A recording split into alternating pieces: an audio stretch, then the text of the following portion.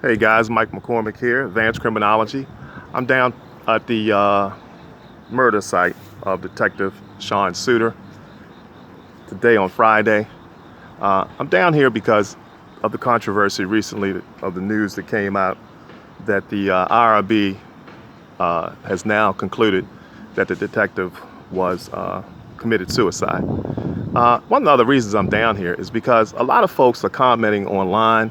A lot of folks are commenting on the media who have never been to the site, who never really paced things off and really never walked things through down here to show just how close these activities took place down here. I'm standing right now in the 900 block of Bennett Place, as you can see, and I'm looking at where the detectives were and who they were, the area where they were. And there's a vacant house. It'll be at 953 Bennett Place, where a homicide took place some years ago, a couple years ago, back in 16.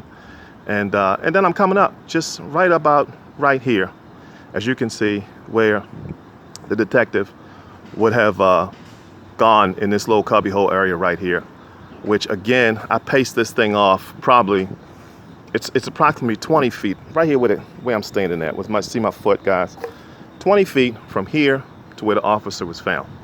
Okay, now it's a lot of brush in here and it's wet out here, so I don't want to get my shoes all messed up. But even if I was to step back this close right here, okay, you see that little area right there on the ground? I'm coming, see if I can pay it. Okay, right there, that's where the detective was found. Let me zoom back out, okay?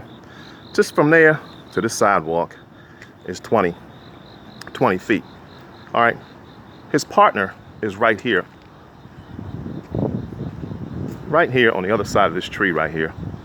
They're getting field interviews, talking to people, or knocking on doors to find this particular person named Mary, who really doesn't exist. We've come to know now from the IRB report. Okay, and just from there to here is another 20 feet. So we're talking 40 feet, okay? Now, as I pan back, I'm gonna go across the street here. Again, across the street is probably 30 feet, and this is where, if I pan back around here, this van has always been here. But that's where we're talking about, okay? It's close. So when you talk about 8 seconds, when you talk about somebody not being able to see who might have come in and left out, really? I'm gonna tell you right now, this thing took place so quick, it wasn't funny. So when they talk about that 8 seconds, that's exactly what they're talking about, 8 seconds. So you're gonna convince me, which really they haven't, the police department hasn't convinced me, a lot of people haven't convinced me, that a person could overtake a detective with his partner probably another 20 feet away, who once Suiter decided that he was gonna go back in his cubbyhole area, and in approximately 8 seconds, overpower this detective, clean the weapon. The detective falls on top of his weapon. If you didn't know, he fell on top of the weapon. They found spent cartridge cases right beside the detective. Okay, and then that person has to get out the area here. And all this is done in 8 seconds.